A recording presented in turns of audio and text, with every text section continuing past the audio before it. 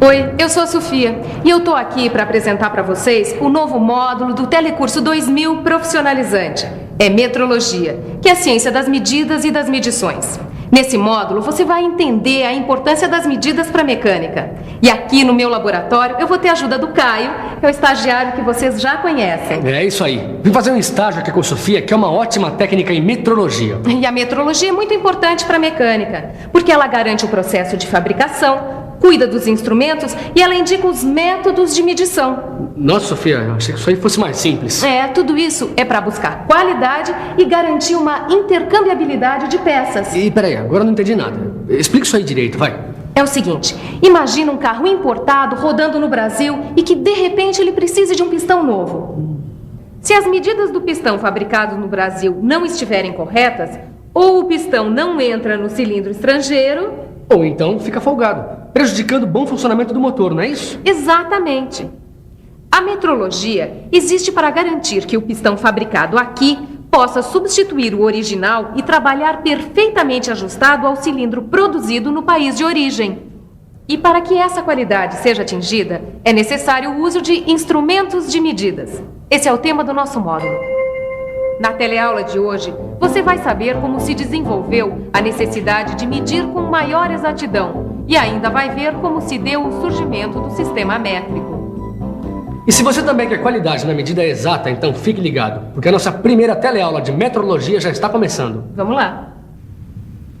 Por favor, vocês poderiam medir o comprimento dessa caixa de fósforo usando o dedo polegar? Vai lá, garotão.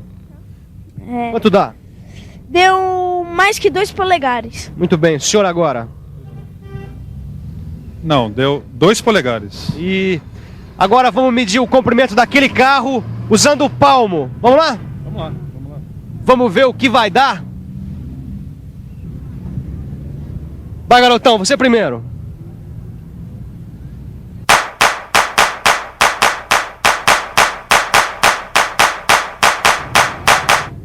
Quanto deu? 25 palmos. 25 palmos. Senhor, por favor.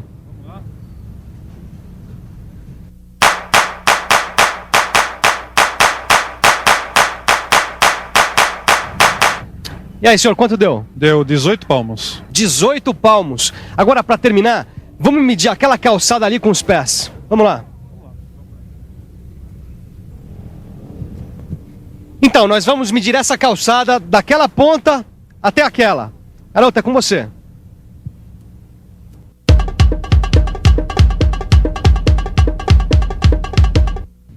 E aí, quanto deu? 25. 25 pés. Senhor, por favor.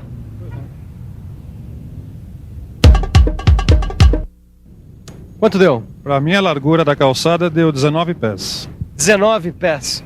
Como você está vendo, medir desse jeito não é prático, nem tão pouco preciso.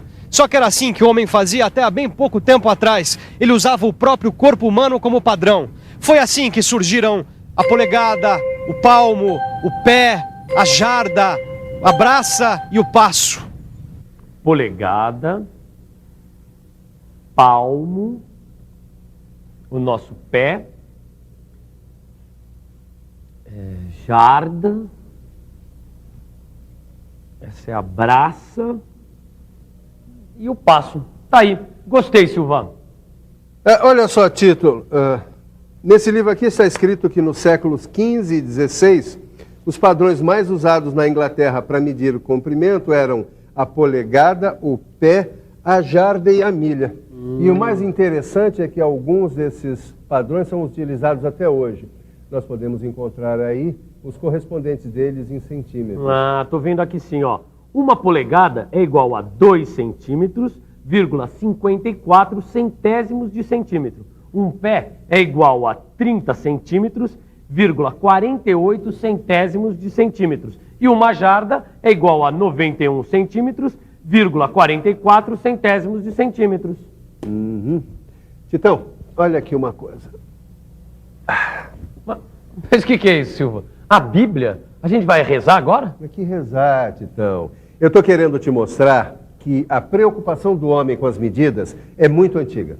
Tão antiga que aqui na Bíblia nós vamos encontrar o primeiro registro de uma medida definida. Não, mas por que foi aparecer uma medida aí na Bíblia? Por causa da construção da arca. O Criador mandou que Noé construísse uma arca com certas dimensões, usando como padrão o côvado. O côvado equivale a 3 palmos, o que dá mais ou menos 66 centímetros. Mais ou menos 66 centímetros? Isso é na medida que se apresenta, Sofia? Olha, como cada corpo é diferente do outro, então as medidas deviam variar demais, né?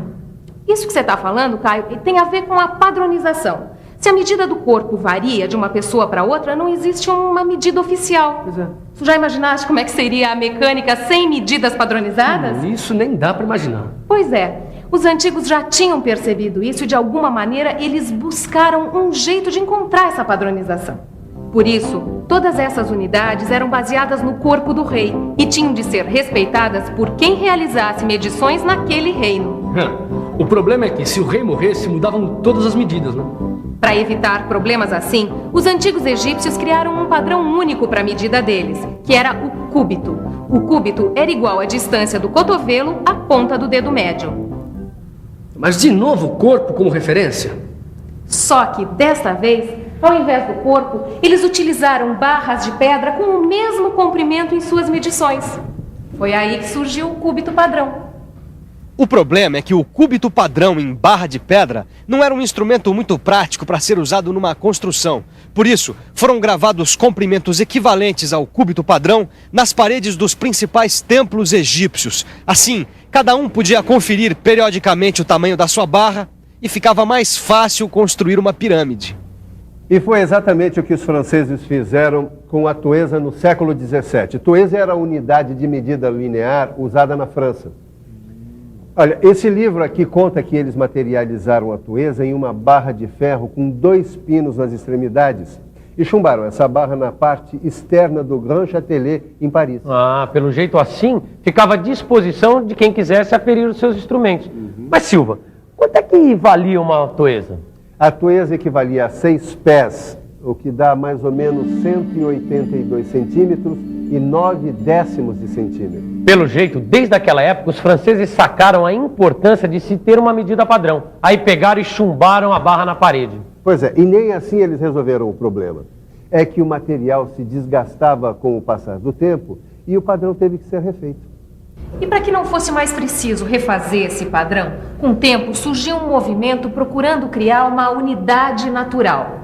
Como assim natural? O que se queria era adotar uma unidade que fosse encontrada na natureza e facilmente copiada, criando assim um padrão de medida.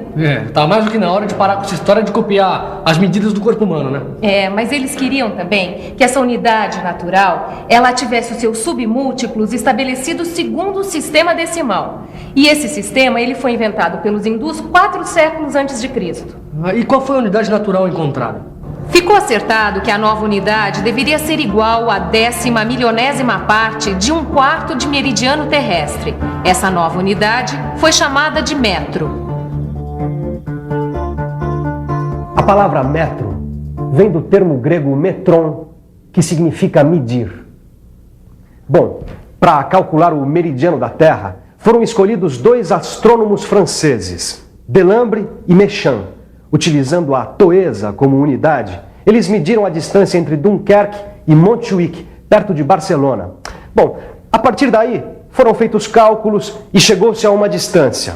Essa distância foi materializada numa barra de platina com secção retangular, parecida com essa daqui, que tem 4,05 por 25 por 1000 milímetros. O comprimento dessa barra de platina corresponde ao comprimento da unidade padrão metro. Esse metro materializado passou a ser chamado de metro dos arquivos. Só que com o desenvolvimento da ciência, verificou-se que uma medição mais precisa do meridiano da Terra iria dar num metro um pouco diferente. Assim, a primeira definição foi substituída por uma segunda definição. De acordo com essa nova definição, o metro é a distância entre as 2 extremidades da barra de platina depositada sobre os seus pontos de mínima flexão a uma temperatura de 0 graus Celsius. naquela época, escolheu-se essa temperatura porque ela era mais fácil de ser alcançada pelo derretimento do gelo. Só que essa segunda definição do metro também não foi a definitiva. Como o avanço científico provocou exigências tecnológicas maiores, logo viram que o metro dos arquivos apresentava alguns inconvenientes. Que tipo de inconveniente, Silva? Eu li outro dia que o paralelismo das faces não era perfeito. E além disso, o material era relativamente mole, poderia se desgastar. E a barra também não era rígida o bastante. E aí, o que fizeram para resolver isso? Bom, para aperfeiçoar o sistema, eles fizeram um outro padrão que recebeu seção transversal em X para ter maior estabilidade. Uma adição de 10% de irídio para tornar seu material mais durável. E também 2 traços em seu plano neutro para tornar a medida mais perfeita. Olha aqui, Silva. Aqui tem a terceira definição de metro, que é de 1889. Está escrito assim: o metro é a distância entre os eixos de 2 traços principais marcados na superfície neutra do padrão internacional depositado no Bureau International de Poids et Mesures, na temperatura de 0 graus Celsius e sob uma pressão atmosférica de 760 milímetros de mercúrio e apoiado sobre os seus pontos de mínima flexão. Ufa! Como você viu, Titão, naquela época a temperatura de 0 graus Celsius continuava servindo para definir o padrão de metro. Bom, e hoje em dia, essa temperatura continua servindo como referência? Hoje em dia, a temperatura de referência para calibração de instrumentos é de 20 graus Celsius. É nessa temperatura que o metro utilizado em laboratório de metrologia, ele tem o mesmo comprimento do padrão encontrado em Sèvres, na temperatura de 0 graus Celsius. E como o 0 grau continua servindo como referência, então parece que finalmente chegaram a uma definição de metro, né? Não é bem assim, Caio. A partir de 1889 ocorreram outras modificações. Hoje o padrão em vigor no Brasil, ele é recomendado pelo Inmetro e é baseado na velocidade da luz. Na velocidade da luz? Nossa!